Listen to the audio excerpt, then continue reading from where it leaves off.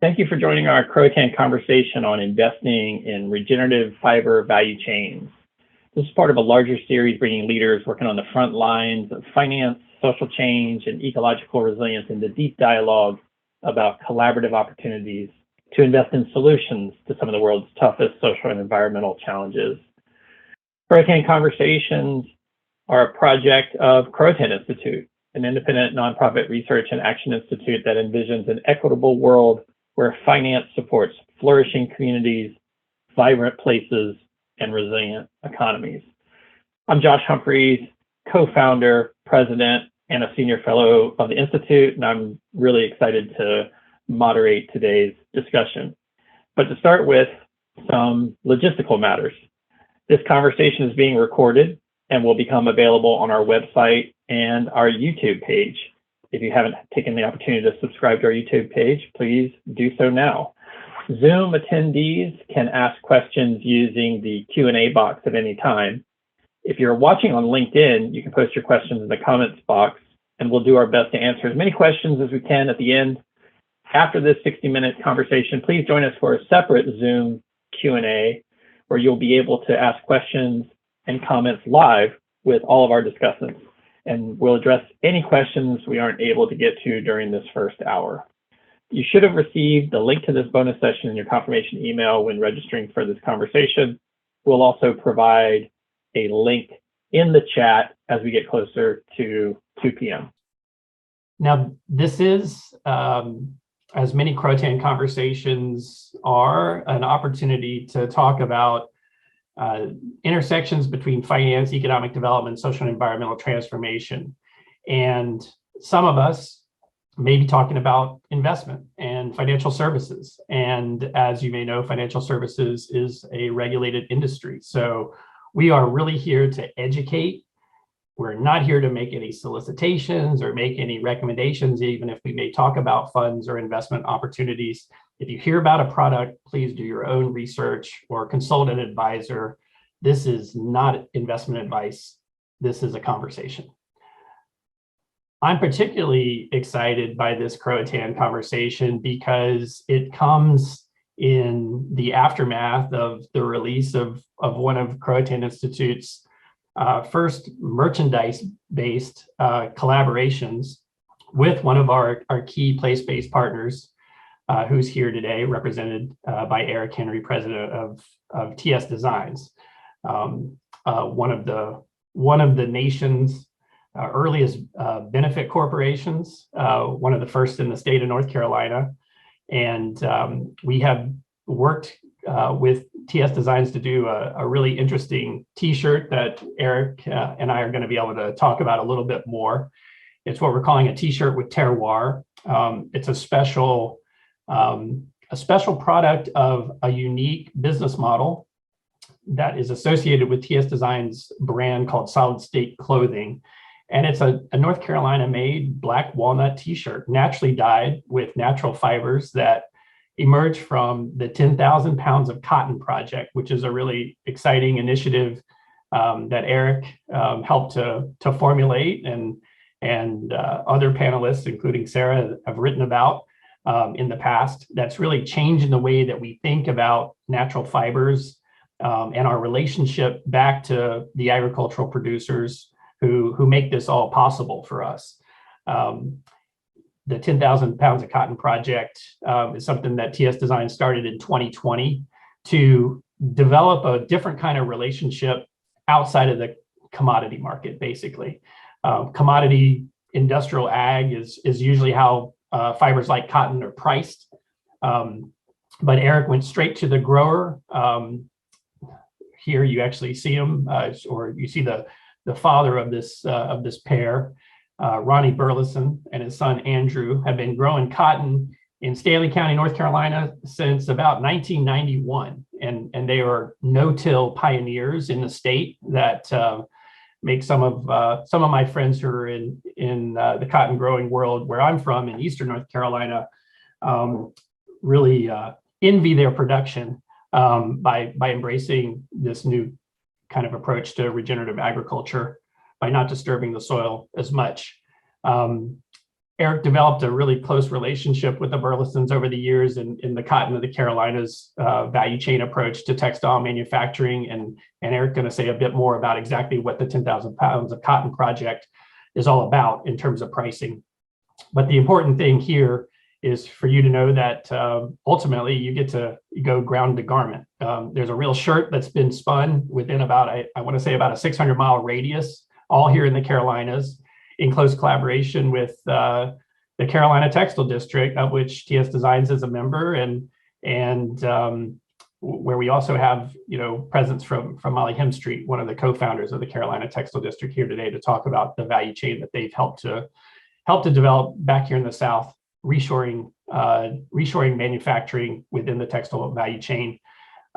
What's exciting about this is that you can buy this T-shirt, which is dyed with foraged black walnuts, straight from the Burleson's farm, as well as from Eric Henry's home farm, brewed at a cooperative brewery in the very town down the street from ultimately where these T-shirts were dyed. So it's an exciting dirt to shirt collaboration, and the Institute is really proud to be a nonprofit partner of this important small business that's revitalizing the American supply chain around fabrics and fibers and fashion. So get this beautiful T-shirt. We'll gladly benefit from the proceeds that come off of it as a nonprofit, and we're excited also to welcome Eric's firm TS Designs into our Canopy community, about which you can learn more by clicking on the links that are being shared in the chat. So with that announcement, I'm really excited to quickly introduce the rest of our panelists. I've already mentioned Eric, who's the president of TS Designs in Burlington, North Carolina, as well as the others who are with us, including Sarah Kelley from Common Threads Consulting, Latasha Redhouse from the Intertribal Ag Council, and Molly Hemstreet, co-founder of Opportunity Threads and the Carolina Textile District, and now is co-executive director of the Industrial Commons in Western North Carolina. So I'm really delighted to bring all of these really thoughtful practitioners and place-based partners of the Institute together to think about collectively how we can advance the opportunities associated with regenerative agriculture and more resilient value chains broadly, not only in North Carolina, but around Indian country and the rest of the country. So with that, I'm going to turn it to each of our conversants to just to say a word about who they are, where they are, and to launch this Croatan conversation. So thank you. Eric Henry, I'm going to start with you. Again, Josh, thanks for hosting us today.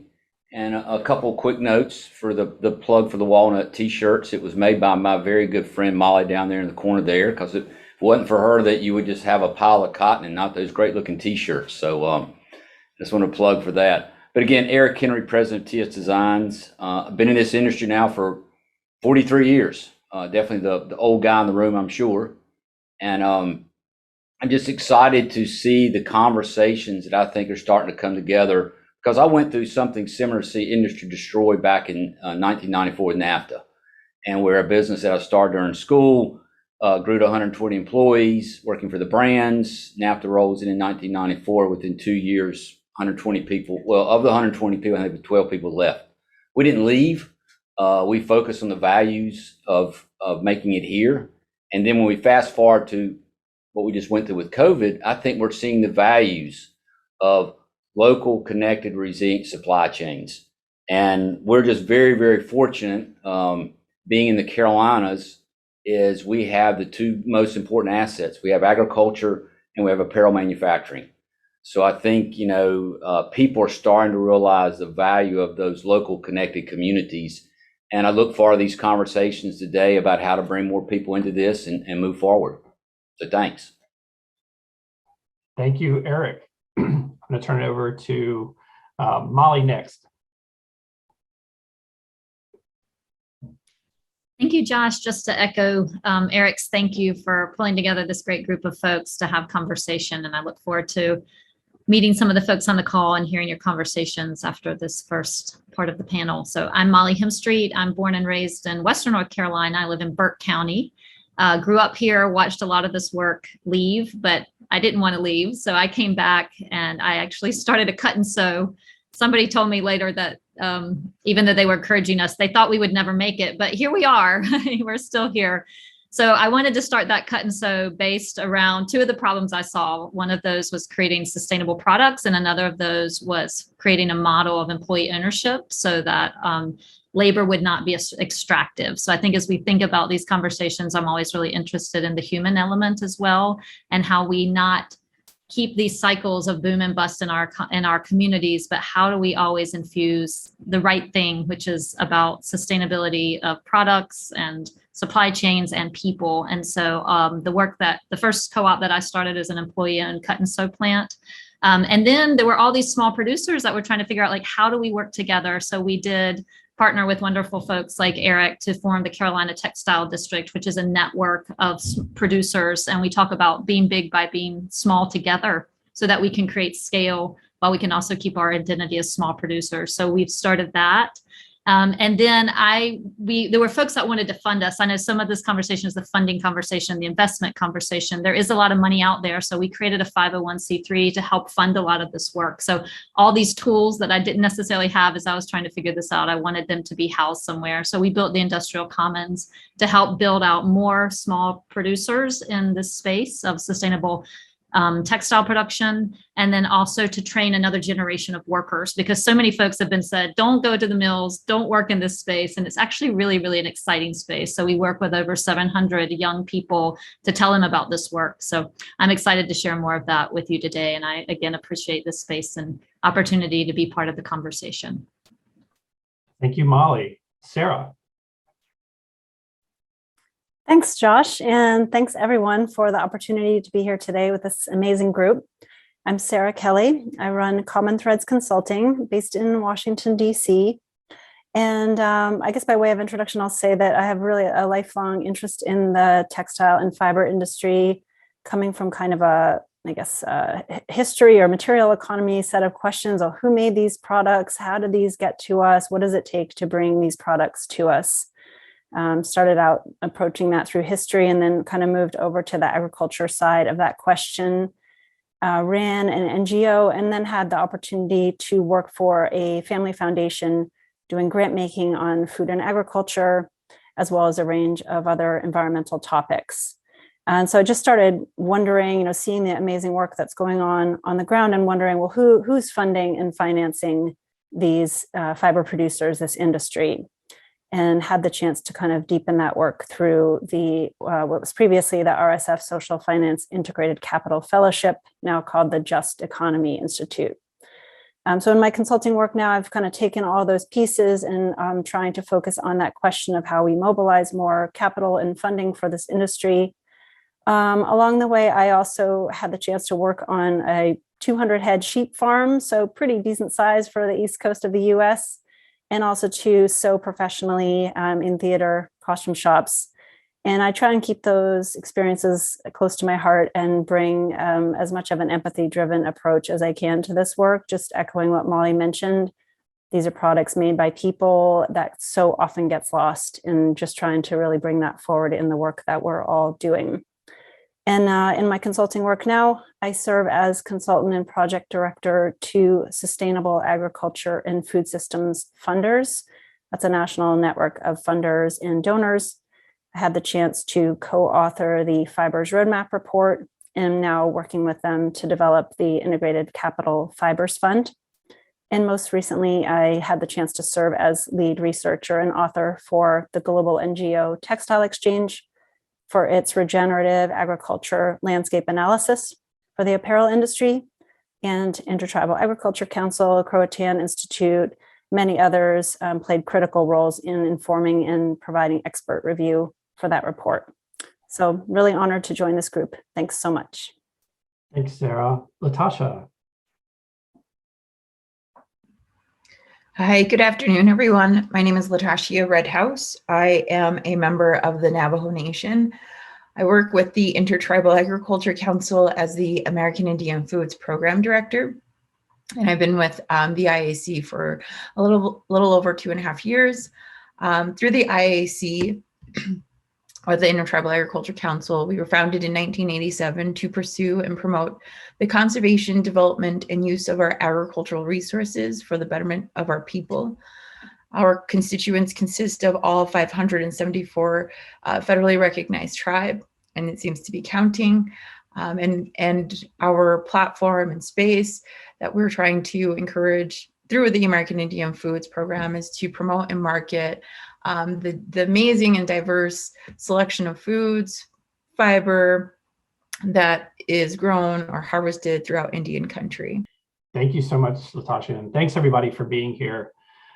So I wanted to provide a little bit of framing. In 2014, the historian Sven Beckert wrote a global history of cotton as a commodity. His book was called The Empire of Cotton, A Global History. And I wrote in 2015 a little reflection on that book that I called Decolonizing the Empire of Cotton. I was, overwhelmed by the breadth of Beckert's kind of magnum opus. It's really quite impressive, stretching across 6 continents. I mean, cotton has, in many ways, been one of those commodities that has been transformative in the history of the world in terms of not only agriculture but also industry, and it really was ultimately the agricultural product that fueled the Industrial Revolution in the 18th and early 19th century. It's obviously deeply embedded in the United States in particular with the plantation economy associated with slavery. And as Eric has already described, it remains a really important source of economic development in the aftermath of policymaking in the 90s as we've globalized the economy and kind of unfettered capitalism in the aftermath of the Cold War. At the end of Beckert's book, he calls curiously for a kind of reframing of textiles in a kind of curious turn of phrase. He actually goes so far as to say that today the Empire of Cotton continues to transform the world, rooted in particular with the activities of his term, enterprising entrepreneurs, which feels a little tautological to me, but and also statesmen. Now, we don't have any statesmen. We have a couple of enterprising entrepreneurs on this call. But ultimately, what he seeks is to create an empire of cotton, and I quote here, that is not only productive, but also just. And our team obviously works quite a bit on the notion of a just transition from basically a kind of non-extractive approach to economic development. But I'll confess that empire is not really the framework that we use for thinking about it. And I think, to have Latashia here in particular highlights that the process of decolonization of this industry is something that we are still laboring to do. And there are actors well beyond entrepreneurs and statesmen who are really important in affecting that transformation. And why I'm so happy today to be facilitating this conversation is that we are precisely with those decolonizers. We are here with the revolutionaries who are transforming this industry. And we were very intentional about the title of this conversation, investing in regenerative fiber value chains. And every one of those words is really quite important, I think, to all of us in different ways. And some of us are more focused on, the role of being an entrepreneur in that space. Others are more interested in facilitating the value chain, and others are really dead set on focusing on finance and investment. But we all come together to have a very complementary view about both the challenges and barriers associated with investing in what I want to describe as a kind of decolonized vision of textiles, fashion, fabric, apparel, but also upholstery, and all kinds of other ways in which we can use fibers in the world. So with that, I wanted to begin sort of the really first round after our introductory remarks with a simple question to each of our panelists. And that is, how do you position yourself vis-a-vis this very intentional theme that we have? And I'm going to ask Sarah to kick us off, in part because Sarah has led this really important intervention around regenerative agriculture, the landscape analysis that the Textile Exchange has sponsored. And it kind of builds upon some of the key work that she's been working on over the years at Common Threads Consulting, and before that in her philanthropic world, advising groups like the Sustainable Food and Agriculture Funders Group, as well as being within private philanthropy and trying to understand opportunities within New England and focused on place-based efforts in the the real heartland of textile production in the early 19th century in America that frankly the South has affected to displace in the 20th century. So in any case, I'm going to turn it over to Sarah to answer that question first and to provide us with some additional framing remarks. Well, thanks so much, Josh. I really appreciate it. And I appreciate that great background you provided. And I remember when we first connected being struck by the fact that you had done the review of Empire of Cotton and having like a chat with you about it. So it's nice to remember that initial connection. I will try to answer that question about, how do you position yourself in relation to this problem? I guess by saying that I have tried to do that first, I think through, grounded in, as Josh said, and as I mentioned, the opportunity that I've had to be connected in with the funder and investor community through my previous work, through the Sustainable Agriculture and Food Systems Funders Network, which is an incredible network around the country of funders and people who are really passionate and committed to changing and shifting the agricultural system with the kind of justice and decolonizing approach that Josh mentioned. So because of that group, I think my initial goal was to really approach it as a researcher, which I've always been drawn to and kind of seen myself as, and bring forward this sort of simple question or this simple idea. Fibers are a part of our agricultural system, a part of the global agricultural system, the US agricultural system that is so often overlooked. And we're talking, in today's conversation and generally about products as different and broad as cotton and flax and hemp, wool, alpaca, and leather. So there are multiple intersection points with our agricultural industry. And it's actually especially ironic, as Josh mentioned, with cotton, because that's one of only 5 commodities recognized by the USDA. So it's not just like a fringe part of our agricultural system at all. So starting as a researcher, really trying to redefine this, bring this forward, and reframe, in addition to the frame that Josh brought forward around the decolonizing, as this is agriculture, this is manufacturing, this is US industry, this is US jobs, wealth creation, and a particular opportunity to move towards justice, move towards a fully regenerative approach to helping communities that have been most impacted by the textile industry, hopefully reclaim and regain control of those means of production. I've tried and kind of intentionally tried to move away from any framing around fashion or seeing this as something that is frivolous. I think this often can be an industry that's dismissed as sort of like, oh, it's light, it's fashion, it's frivolous, it's for women, it's for young women. Like, that could not be further from the truth when we talk about the global impacts on the land and the environment and labor. This is a major source of environmental and social justice impacts. So really that reframing.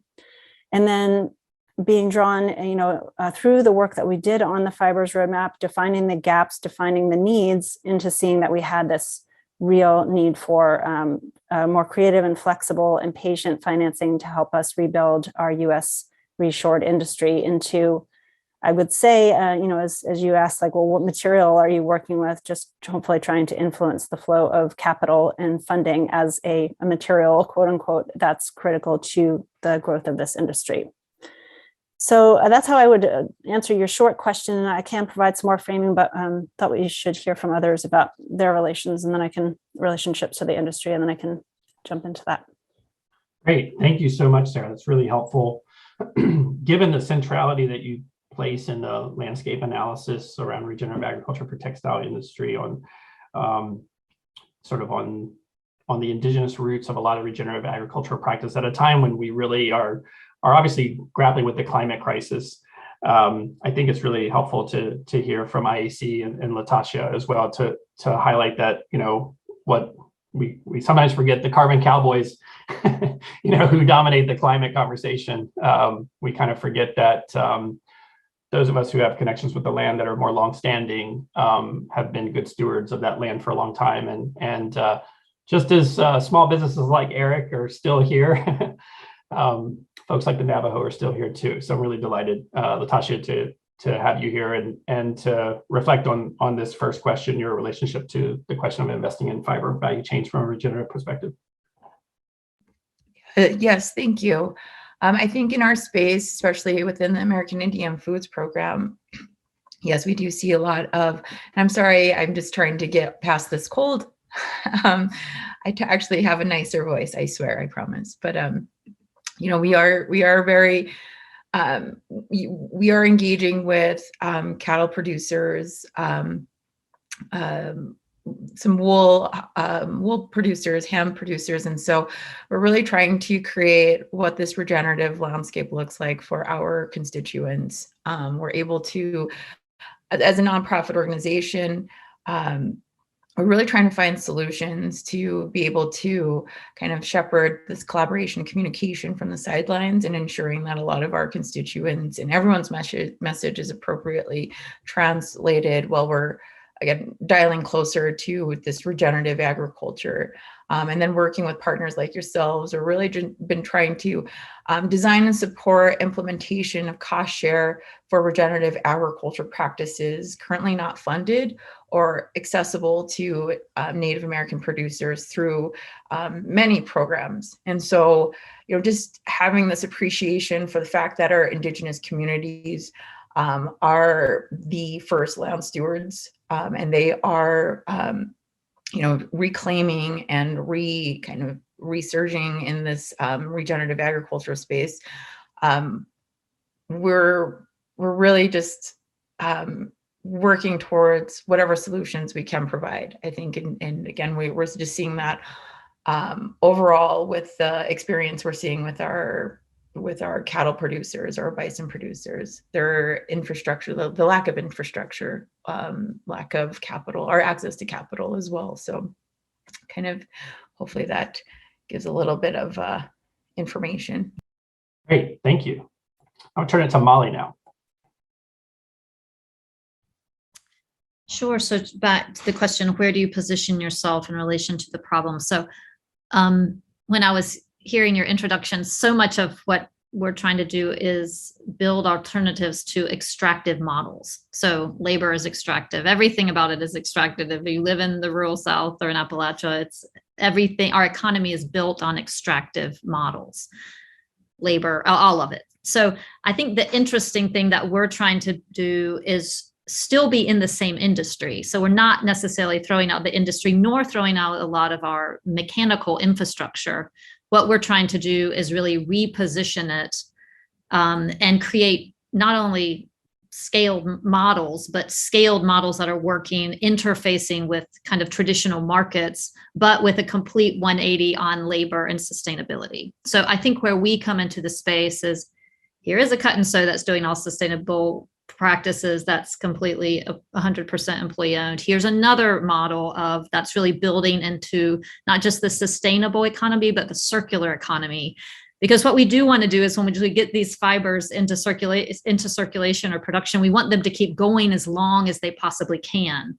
And so one of the things we're trying to really build out with our Carolina Textile District Network, and then just the heart of where we are right here in North Carolina, which is not just textiles, but also furniture. It's still the furniture capital in the US, is to keep these products once we're making them in repair and in production as much as we possibly can. So part of what we're also doing is really igniting the circular economy here where we are.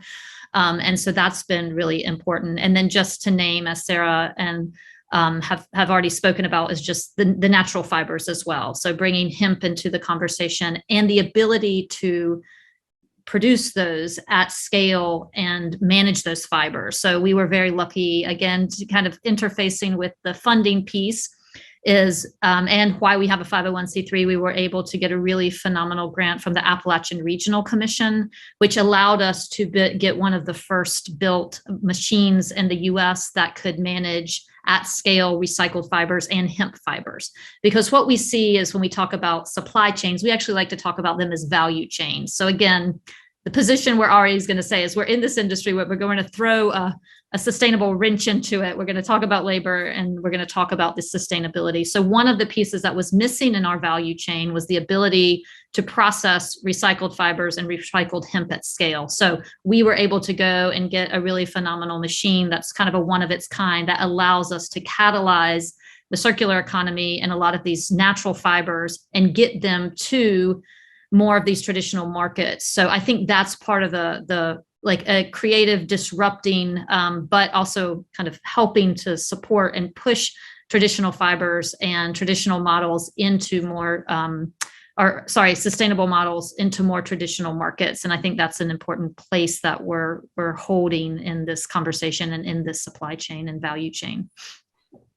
Yeah, that's great. I think the considerations of scale there already that you've highlighted in both of your interventions are really quite key. I think we sometimes abuse the language of scale and we assume scale means large scale. But in fact, the methodological imperative for us is often to kind of right size scale. And so aggregation is a really important part of that. Eric, you're a small business owner. What is your relationship to this larger problem around investing in regenerative fiber value chains? Well, I find it interesting, the time that we're in and starting a business back in 1978. Well, it started in 1980, went to school in 78. But things were a lot simpler. And having a business been around for 43 years, but for us, seeing it destroyed by NAFTA in 94 put us on a different path. And running a business basically we call triple bottom line of people, planet, profit. And what's happening during that period of time is how the apparel industry has used a single bottom line to scale their business. And prior to NAFTA, we were pretty much 98% of our clothes were made in this country. Fast forward to today, 98% is pretty much made overseas. And as I like to say, I will compete with anybody in the world in this industry as long as you're not just bringing price to the table. If you're just bringing price, then I'm not going to show up because you're going to beat me. But when you look at that impact of people, planet, and profit and measure that impact, I believe we're positioned in the right place, because it's also interesting in the 43 years I've been in business, the issues that we're facing today didn't exist when I started business. The issue with microplastics, that was not even our vocabulary. Didn't know what it was. And now, that's gotten us on to and Molly brought up hemp. We are natural fiber focused. We're super excited about hemp.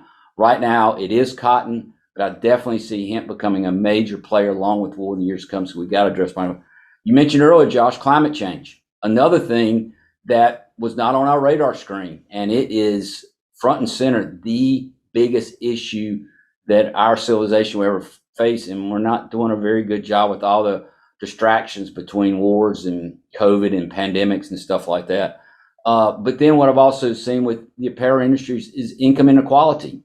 What the industry has done has shed the jobs here to take advantage of this usually unsustainable, cheap labor in developing countries. Why do we have the issue we did in Rana Plaza, was it 8 years ago, when a building collapsed and these people paid, I think at that time, 26 cents an hour?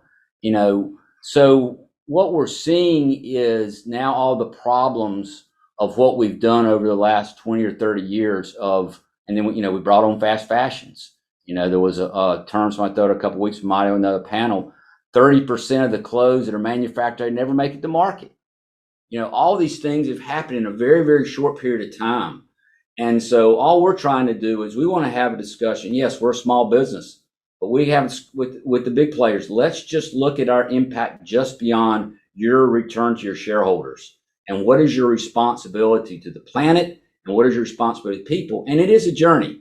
We're not expecting, to just flip a light switch and happen overnight. But we need to have those hard discussions now, because unfortunately, I've been a part of an industry that has been tremendously devastating to both people and planet for the last 30, 40 years. And we have now, and I think I said earlier, the COVID is a wake-up call to solve. I mean, those industries got devastated because they couldn't get the stuff here.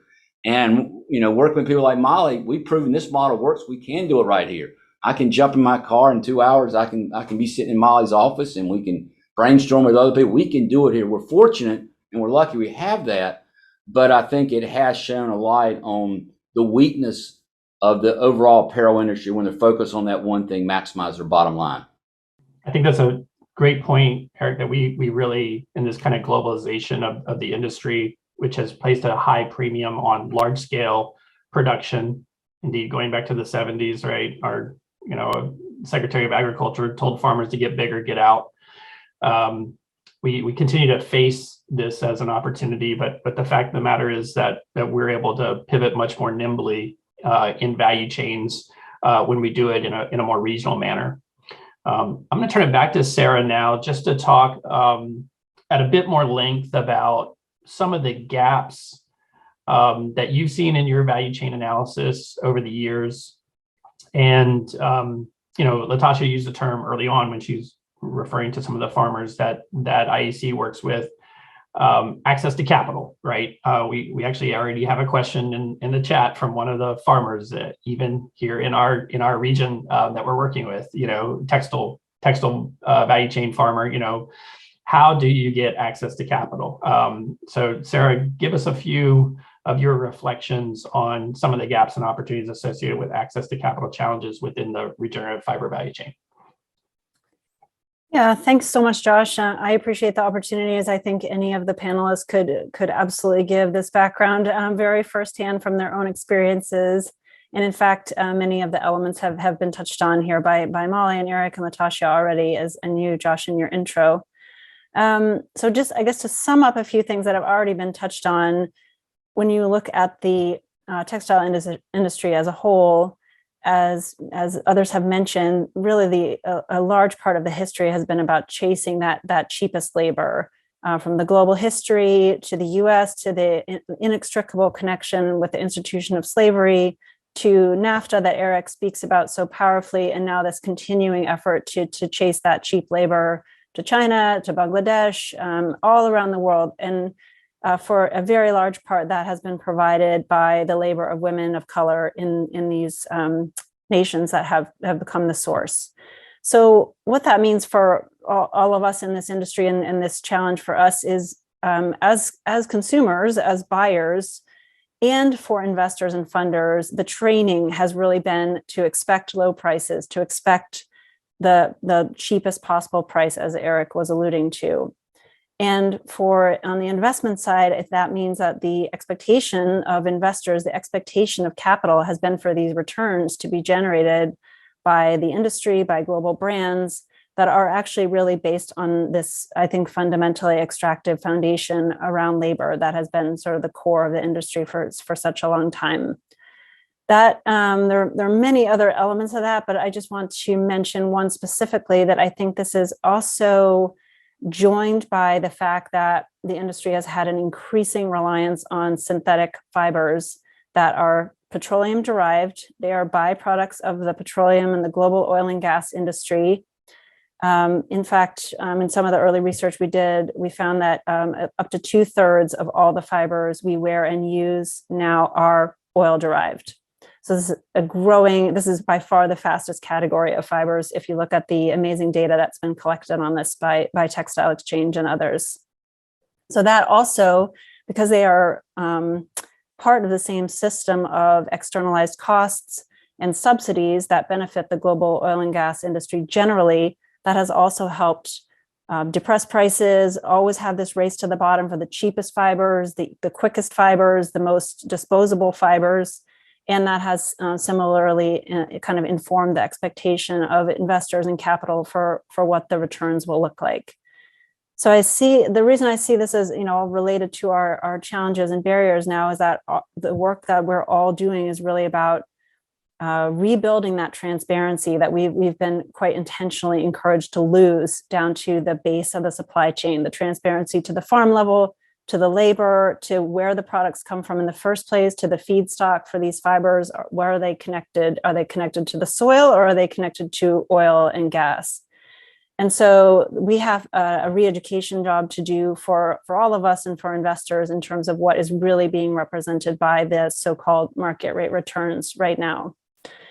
And that is kind of added on to the fact that, as I mentioned at the beginning, I think it's fibers and textiles have been a kind of under-recognized part of our agricultural system.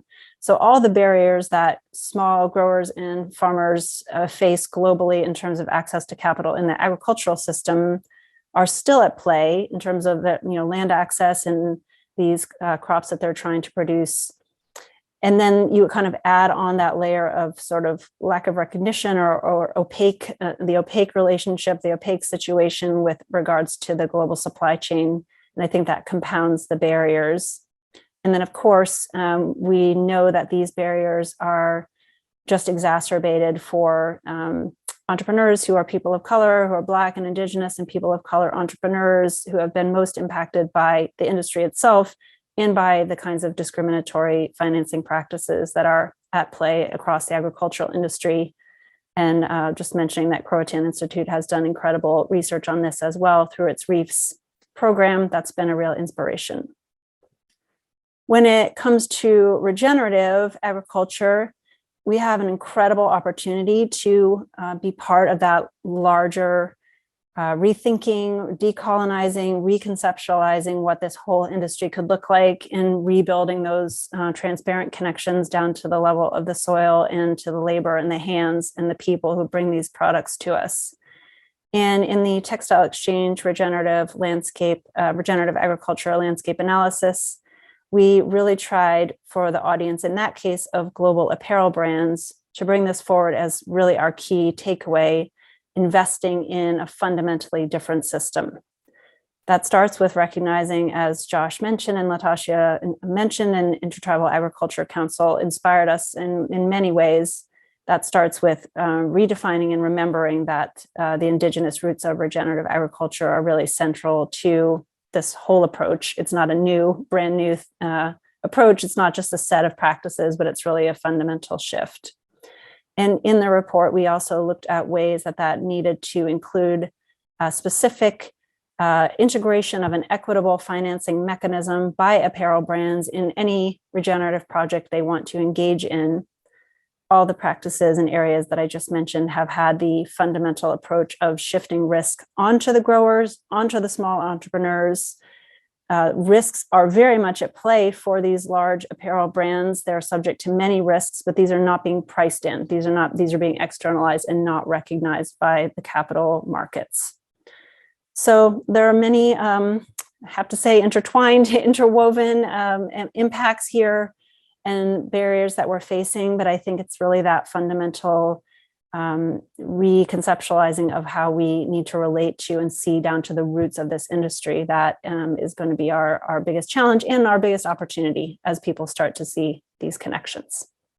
So thanks so much, and I can't wait to hear from the others about how they're addressing this on the ground in their work. Thank you, Sarah, and I really value, just in a purely kind of qualitative manner, the metaphors you're bringing to bear around thinking about our connections to one another. An empire is just not a useful framework for this. So I find it really striking to have, some of our, best minds imposing this. If anything, the empire needs to strike back, to use a different kind of historical metaphor. And we need to recenter the periphery. The South was peripheral to the British empires during the plantation economy of the late 18th and 19th century. Indian country was always seen as peripheral. Now South Asia is seen as peripheral. And indeed, even some of our more thoughtful brands, if they want to source some of the regenerative or organic kinds of products, they feel like the only way we can square that circle is to go to the periphery of emerging markets rather than think about opportunities closer to home with a better value chain. So in any case, I just wanted to give all acknowledgement to this kind of reimagining of this world, which is as much metaphorical as it is practical.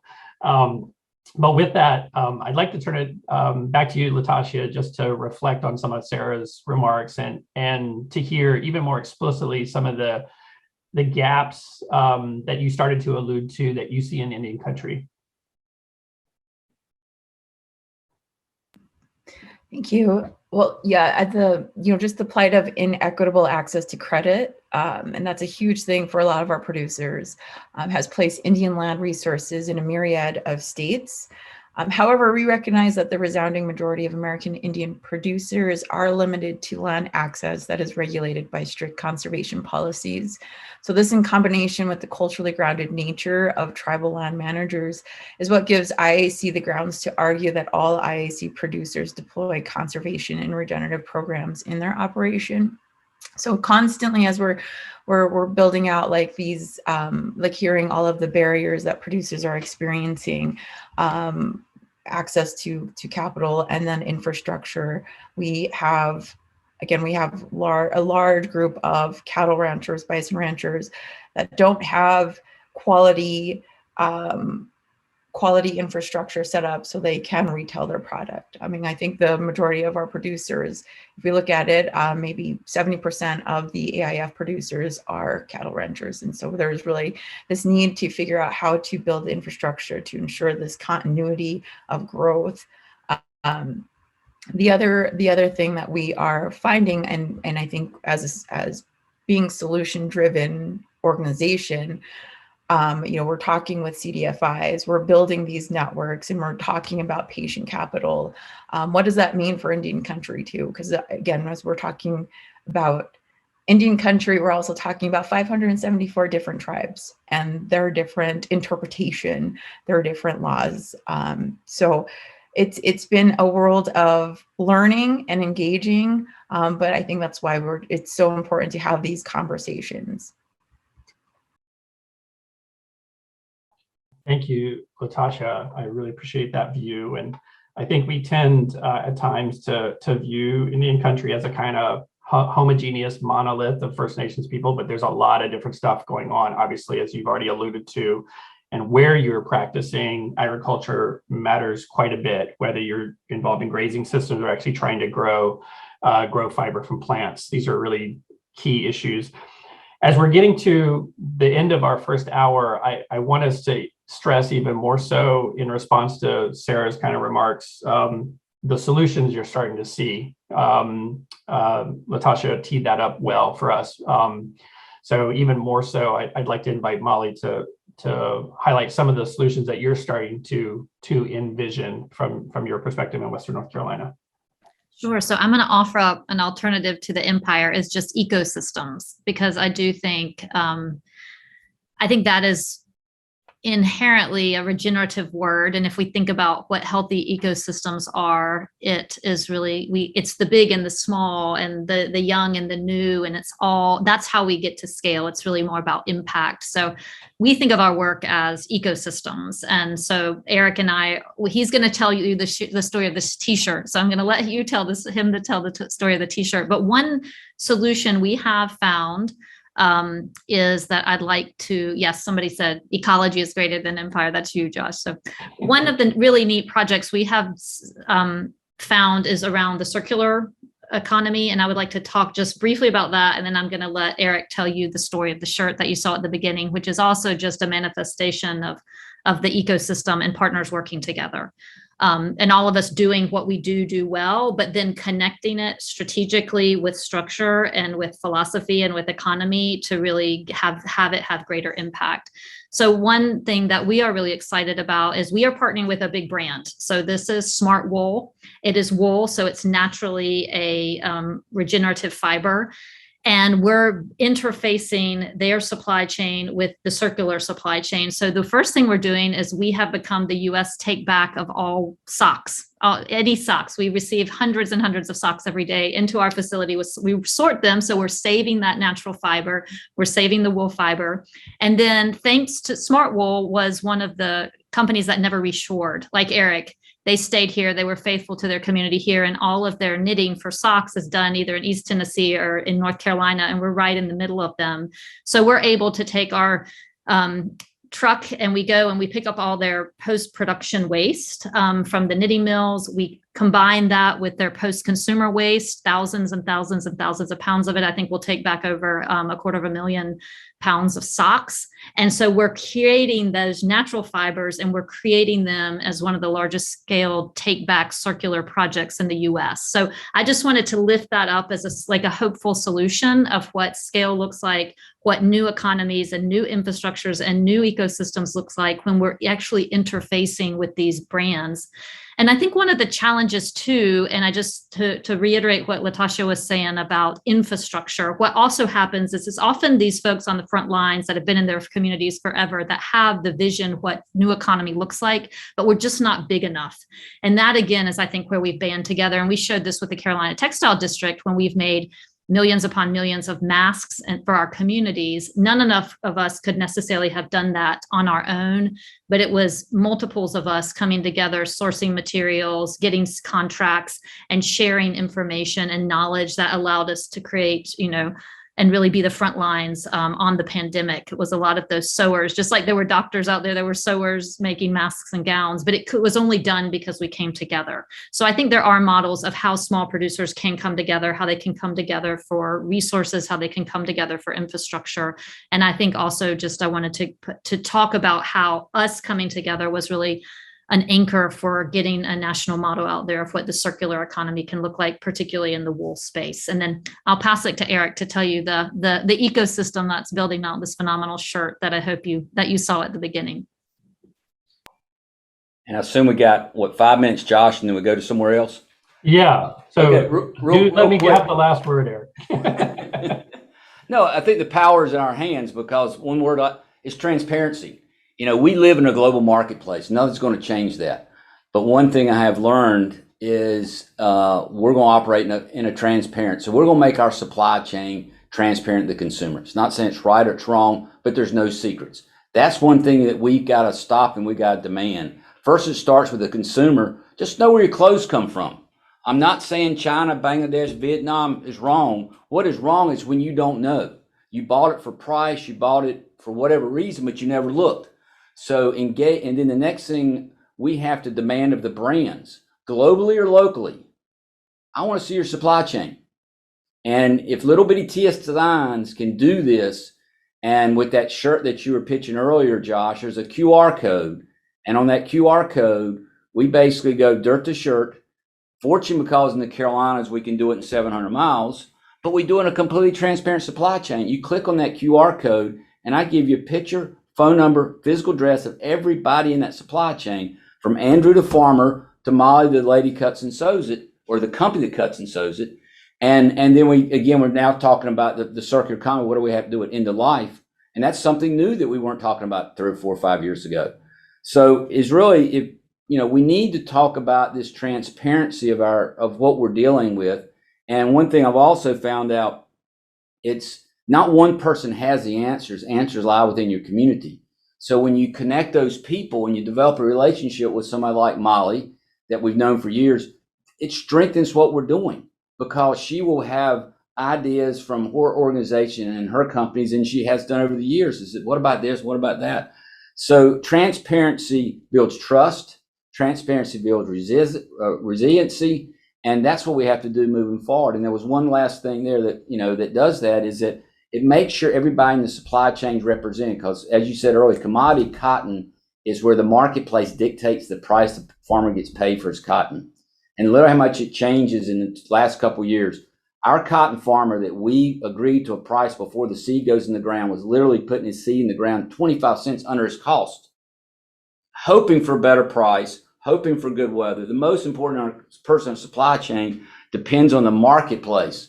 So what we do is we encourage the brands to meet the farmer in the field before the seed goes in the ground. And again, it's part of that transparency. We got to step away from this, what the marketplace dictates, and build these resilient, connected supply chains. And again, we're fortunate to do here in the Carolinas. And so we have everybody, because how can you expect a farmer to talk about regenerative agriculture if they're worried about how they're going to make money this year, or how they're going to stay in business. And then when you fast forward to that, I think it's $1.40 a pound or $1.50 a pound. Farmers are excited, but as I remind them, they have no control of that price. Something could happen somewhere else in the world, and that price could go from $1.40 to 50 cents pretty much overnight, and they have no say so. So just change it. And again, Molly and I'm so fortunate to have her in our community and relationship build. It just builds trust and strength, and it makes us a more resilient supply chain as we face those challenges ahead of us. Thank you, Eric. I think too, we should keep in mind that at every one of those points in a transparent value chain, there are investable opportunities, but not everyone who may have capital to deploy, whether as a philanthropic funder on the lines of what Sarah was saying, or a CDFI, one of the terms that Latashia mentioned, whether it be a loan fund or a credit union or a bank, or even a venture capital fund within that community development space, or engaging as a public markets investor with brands at the larger scale. There are opportunities at every point if we can be transparent about it, and everybody has capital needs of different sorts. So I think that there's a huge opportunity to take what we describe as a total portfolio approach to investing in regenerative fiber value chains. And that's what I'm really excited about. Now, before we jump into the bonus session, and I hope everyone will be able to join us. You'll see in the chat links to that Zoom session at the top of the hour. I just want to thank everybody. Thank these really thoughtful practitioners for joining me today in this conversation. I want to thank all of those people who are listening in. Look forward to seeing you, seeing your face and hearing your voice in our bonus session. And I want to give particular thanks to TS Designs and the team at Solid State Clothing for collaborating with us. Go buy one of these t-shirts. You can find the link to that. They're beautiful. They're special. They're a t-shirt that are really one of a kind that the North Carolina folks on this call helped to make happen. So we're excited to launch that product. I also hope that you will, if you go to the next slide, I think, consider engaging with us even more fully. You can buy a t-shirt, but you also can sponsor these Croatan Conversations. You can partner with the Institute. Everything we do is highly collaborative with special people like those on the line today. Make a donation. It's easy to do that because we're a nonprofit 501c3 organization, and we can't do this kind of path-breaking, field-building work to decolonize the empire of cotton without your support. We welcome your feedback, thoughts on topics. I hope you'll follow us on social media. There are a lot of ways to engage with the Institute. And if you'd like, join our Canopy community if you might be in a position to make a multi-year pledge to the work that we're doing to transform finance. So with that, thanks everyone, and I'll see those of you who can stay on in the other Zoom room. So thank you very much.